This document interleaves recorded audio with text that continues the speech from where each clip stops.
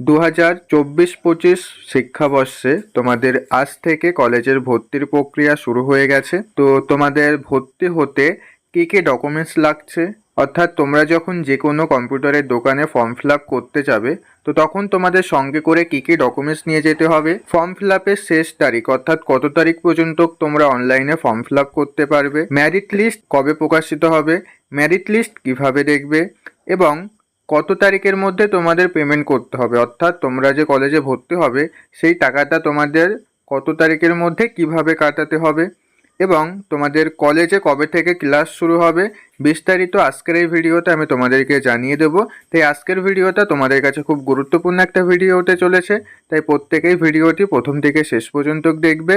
ভিডিওটি ভালো লাগলে ভিডিওতে অবশ্যই একটি লাইক করে দেবে এবং আজকের ভিডিওটা তোমার বন্ধুদের মধ্যেও শেয়ার করে দেবে।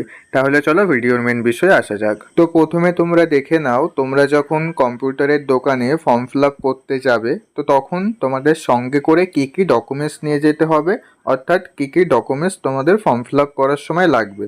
তো প্রথমে তোমরা প্রত্যেকেই নিয়ে যাবে দশম শ্রেণীর মার্কশিট, অর্থাৎ মাধ্যমিকের যে মার্কশিট তোমাদের দিয়েছিল স্কুল থেকে সেই মার্কশিট নিয়ে যাবে, এবং সেটা তোমাদের অনলাইনে কত এমবির মধ্যে আপলোড করতে হবে, কোন ফরম্যাটে আপলোড করতে হবে দেখো আমি সেটাও পাশে লিখে দিয়েছি, এটা একটু দেখে নেবে। 2 নম্বরে লাগবে হচ্ছে দ্বাদশ শ্রেণীর মার্কশিট, অর্থাৎ উচ্চ মাধ্যমিকের মানে 12 ক্লাসের যে রেজাল্ট রয়েছে সেই রেজাল্টটা লাগবে। 3 নম্বরে রয়েছে SC ST OBC A OBC B EWS ইত্যাদি শংসাপত্র, অর্থাৎ তোমাদের যে কাস্ট সার্টিফিকেট রয়েছে তো সেই কাস্ট সার্টিফিকেট লাগবে। যারা জেনারেল রয়েছে তাদের না দিলেও কোনো প্রয়োজন নেই, আর যারা এসটি এসসি ওবিসিদের মধ্যে রয়েছে তোমাদের কাস্ট সার্টিফিকেট আছে তো তোমরা দেবে। আবার অনেকে থাকে যাদের এসটি ওবিসির মধ্যে থাকে কিন্তু তারা এখনো কাস্ট সার্টিফিকেট করেনি, তো তোমরা সেটা ওখানে জেনারেল হিসেবে ফর্ম ফিল আপ করবে। ওকে, তারপরে 4 নম্বরে লাগবে পিডাব্লিউডি শংসাপত্র, অর্থাৎ যারা পিডাব্লিউডি রয়েছে মানে ফিজিক্যালি হ্যান্ডিক্যাপ যারা রয়েছে তো তোমাদের একটা শংসাপত্র রয়েছে, তো যদি কেউ থেকে থাকো এরকম তো তোমরা দেবে। 5 নম্বরে লাগবে হচ্ছে বৈধ পরিচয়পত্র, এর মধ্যে কি কি রয়েছে দেখে নাও, আধার, ড্রাইভিং লাইসেন্স, পাসপোর্ট ইত্যাদি, ঠিক আছে। এর মধ্যে তোমরা প্রত্যেকে আধার কার্ডটা দেবে। 6 নম্বরে লাগবে বাংলা শিক্ষা আইডি যদি থাকে, ঠিক আছে, তো বাংলা শিক্ষা আইডিটা আশা করি প্রত্যেকের কাছেই রয়েছে।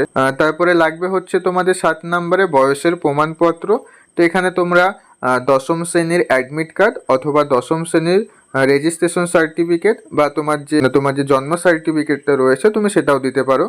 8 নম্বরে লাগবে হচ্ছে আবেদনকারীর রঙিন ছবি, ঠিক আছে, তো রঙিন ছবিটা তোমাদের প্রত্যেকেই নিয়ে যেতে হবে, সাদা কালো ছবি কেউ দেবে না, রঙিন ছবি তোমরা প্রত্যেকেই নিয়ে যাবে। তারপরে লাগবে 9 নম্বরে আবেদনকারীর স্বাক্ষর। 10 নম্বরে লাগবে আবেদনকারী বা অভিভাবকের ব্যাংক অ্যাকাউন্ট নম্বর এবং ব্যাংকের আইএফএসসি কোড, ঠিক আছে, তো এটা 10 নম্বরে লাগবে। 11 নম্বরে লাগছে সেই ব্যাংকের বইটা মানে ব্যাংকের চেক অথবা ব্যাংকের পাসবইয়ের প্রথম পাতা, অ্যাকাউন্ট স্টেটমেন্ট প্রাসঙ্গিক পাতা, ঠিক আছে, তো এগুলো দেখে নেবে যে কোন ফরম্যাটে আপলোড করতে হবে, কত এমবির মধ্যে, বেশি হলে সমস্যা হবে, তো এগুলি হচ্ছে তোমার যে কম্পিউটারের দোকানে তুমি ফর্ম ফিল আপ করবে সেখান থেকে তারা বুঝে নেবে। ওকে, তো কী কী ডকুমেন্টস নিয়ে যেতে হবে তোমরা এটার একটা স্ক্রিনশট নিয়ে নাও, তো এই ডকুমেন্টসগুলো তোমরা সঙ্গে করে নিয়ে কম্পিউটারের দোকানে যে ফর্ম ফিল আপ করবে। ওকে, এবার তোমাদের বলবো তোমাদের ভর্তির ফর্ম ফিল আপ করার লাস্ট ডেট কত রয়েছে। তো দেখো আজ থেকে তোমাদের ফর্ম ফিল আপ শুরু হয়েছে, তোমরা ফর্ম ফিল আপ করতে পারবে পরের মাসে 7 তারিখ পর্যন্ত, অর্থাৎ ফর্ম ফিল আপের লাস্ট ডেট রয়েছে জুলাইয়ের 7 তারিখ। ওকে, তো লাস্ট ডেট কবে আশা করছি তোমরা প্রত্যেকেই বুঝতে পারলে। এবার তোমাদের বলবো যে তোমাদের মেরিট লিস্ট কবে প্রকাশিত হবে, অর্থাৎ মেধা তালিকা কবে পাবলিশ হবে। তো দেখো মেধা তালিকা তোমাদের প্রথম দফায় অর্থাৎ ফার্স্ট মেরিট লিস্ট সেটা প্রকাশিত হবে 12ই জুলাই। তো মেরিট লিস্ট প্রকাশিত হলে কিভাবে দেখতে হবে আমি তোমাদের সেটা ভিডিও করে দেখিয়ে দেবো। ওকে, তো মেরিট লিস্ট প্রকাশিত হয়ে গেলে মেরিট লিস্টে প্রত্যেকেরই নাম আসবে, নাম আসলে তোমাদের সেখানে একটা ডেট বলে দেবে যে এই ডেটের মধ্যে তোমাদের পেমেন্ট করতে হবে, ঠিক আছে, মানে ভর্তির যে টাকা সেটা দিতে হবে। তো এই টাকাটা তোমাদের অনলাইনে দিতে হবে নাকি কলেজে যে দিতে হবে, এই প্রশ্নটা আশা করছি তোমাদের অনেকেরই থাকবে।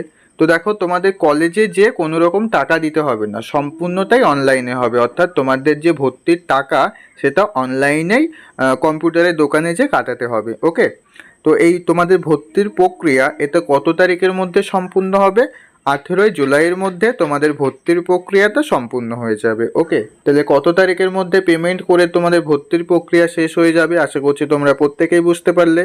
এবার তাহলে তোমাদের কলেজে ক্লাস কবে থেকে শুরু হবে এই প্রশ্নটা তোমাদের অনেকেরই থাকতে পারে।